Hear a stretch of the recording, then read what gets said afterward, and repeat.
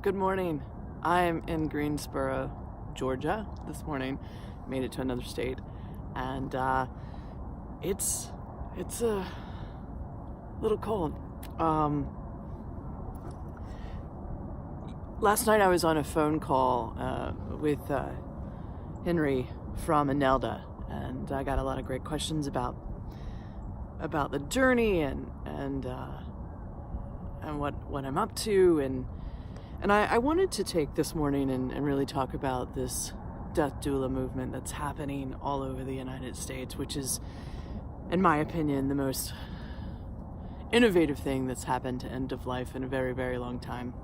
So I would highly recommend you check out Anelda's website, and if you have this calling to serve individuals with end-of-life services, I think it would be worthy for you to become a death doula.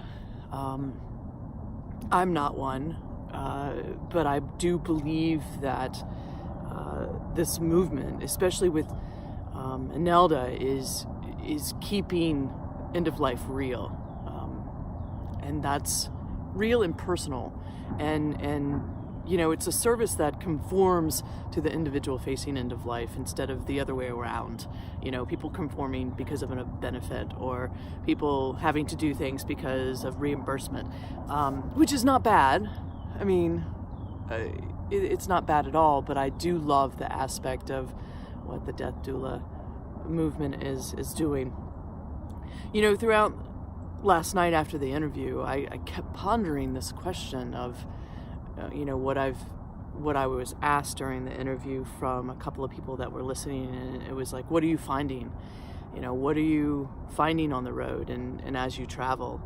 And one thing sticks out, and one word specifically, it's permission. People are not afraid of talking about death and dying or grief or loss, but they do feel like they need someone to open that door, to provide a safe space and permission to laugh and cry in the same moment, to really mourn someone, but, you know, giggle about some of the crazy things that happened throughout their lives and to them, with them.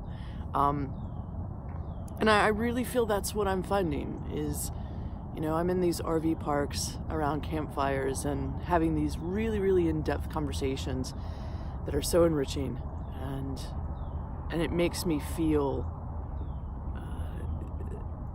that, you know, these death doulas and people who are in hospice trying to maintain that personal, the mission of what hospice was originally, you know, made for. It made me think of these individuals are warriors, and I think that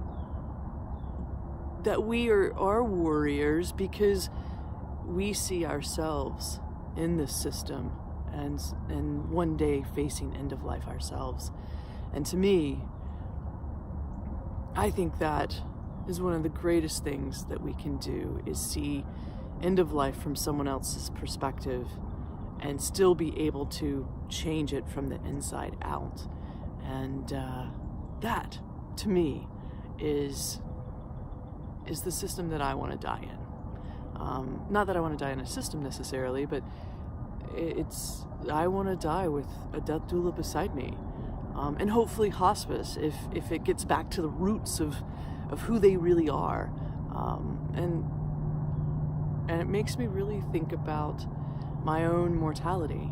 And when I do that, what's crazy is that I think about life, and that this life that I'm living is going to one day end.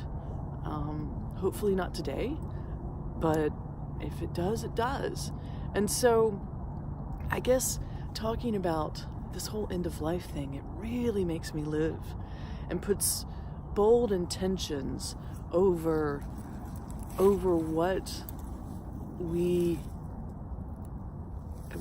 how I want to live, and so that's the message this morning, as Haven always photobombs the photo this morning. Anyway, happy Thursday, and go be warriors.